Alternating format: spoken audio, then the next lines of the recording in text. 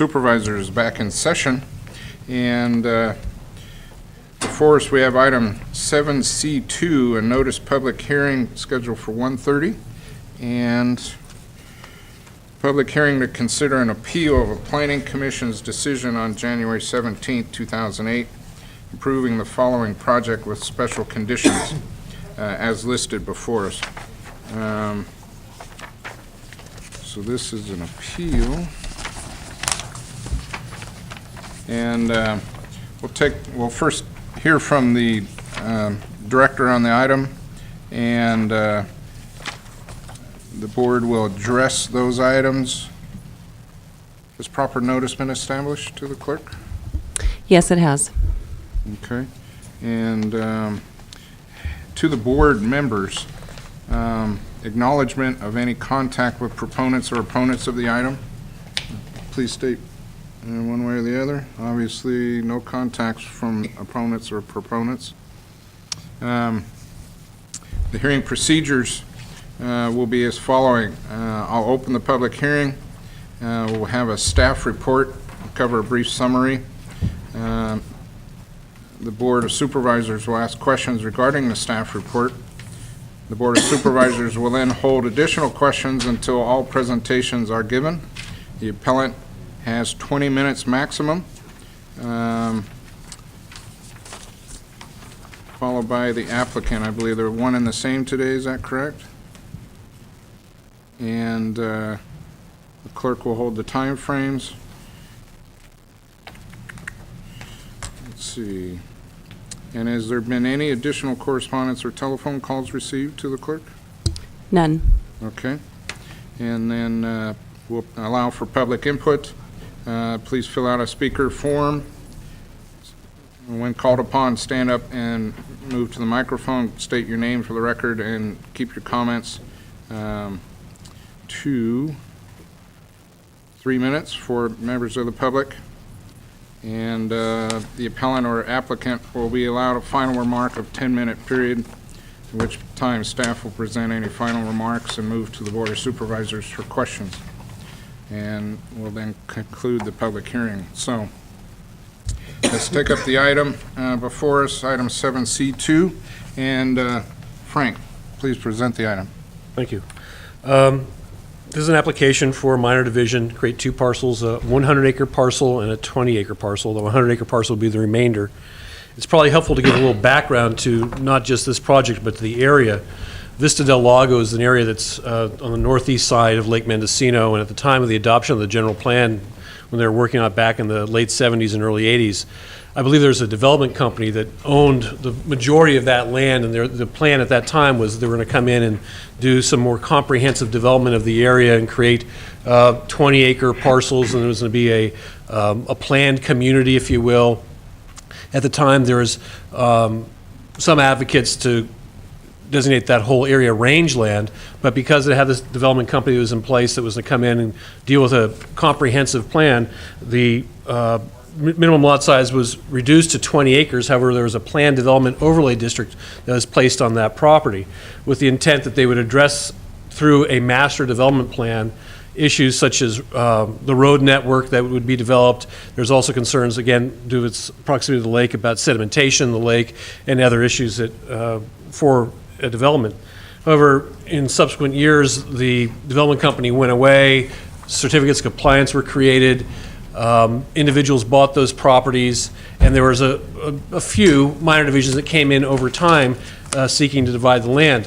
Now, the road that serves that general area is fairly narrow and fairly steep, and there was a history of divisions that were being approved that would always seek some kind of exception to development standards, mostly the width of the road and the grade of the road. The road was fairly rough in that area. And there are a number of divisions that were approved either at the Planning Commission level or on appeal to the board level. But as time went on, the Planning Commission at least started to focus on the issues that there was never this comprehensive road network that was developed. And they were also concerned, as another issue that came out during the course of a number of years of hearings, was that the area, while it's in, I believe, the sphere of influence of the Potter Valley Fire Services, not within the area, but in their sphere, the first responders were generally Redwood Valley, and so there was a concern that creating more parcels was creating more of a burden on Redwood Valley and Potter Valley, which weren't getting any money back from those parcels for the services provided. So the commission, again, became more and more concerned about the lack of good roads and services to the area, and again, over time, started imposing a condition on a number of minor divisions that they would only allow one dwelling per parcel. They didn't want to compound approvals by having more than one dwelling on each parcel. And finally, at one point, the commission said that, in essence, they advised staff, we've seen enough, you should advise the public that we won't approve any more divisions up there until someone can come in and comprehensively address the roads. Subsequent to that, there was another minor division that was approved. I think the applicants caught the sympathies of the commission. That project was approved, but they did a incremental improvement to the overall road network by providing some work to develop the road to bring it more in compliant with county standards. This application came about, originally was submitted as, I believe, a 4-parcel division. And you'll notice it's a 2002 date. That project came into difficulties both internal and external. External was that they had some litigation with the neighboring property owner about the access for Elledge Ranch Road, in that there's a question about if they had an adequate easement or an easement even through that property. And there was ultimately a court settlement that provided them with I think it's a 60 and a 20-foot easement. The easement narrows at one portion to access what is proposed to be the remainder parcel. Internal, there's the original applicant passed away. There's internal family issues about the estate, and what you have before you is, in essence, 2 owners, the son and the wife of the late owner, who are trying to divide this property, and they have issues between each other. So with this case, they did reduce the number of parcels to 2 to keep it simple, because they were seeing that the road improvements that the county would ask for were going to be quite expensive for anyone to have to fulfill. And they agreed, we thought, that there would be only, as we had advised everyone in that area, that there would only be one dwelling on each parcel to be created. Because of that agreement that there would only be one dwelling per parcel, and those houses already exist on the property, one on the remainder parcel, one on the 20-acre parcel, we felt there was going to be no net increase in traffic. Called it good. Some minor improvements to Vista del Lago Road were going to be required, and we did put a condition on the remainder parcel that only slight improvement to the existing house or one new replacement structure could be allowed without triggering significant road work to the Elledge Ranch Road. At the Planning Commission hearing, one of the applicants requested that they not be limited to one dwelling on the property. I believe in her letter to the board, she addresses concerns both that she has a family member who she might want to alternatively take care of, and 2, also by limiting it to one house on the piece of property, it lessens the economic value of the property in her mind.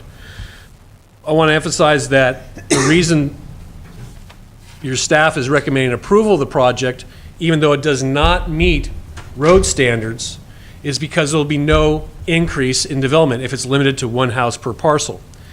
The road improvements that are required for the remainder parcel, should there be a second unit on there, would bring it up close to contemporary road standards, but it still, excuse me, does not have the adequate width of easement that's normally required for a division.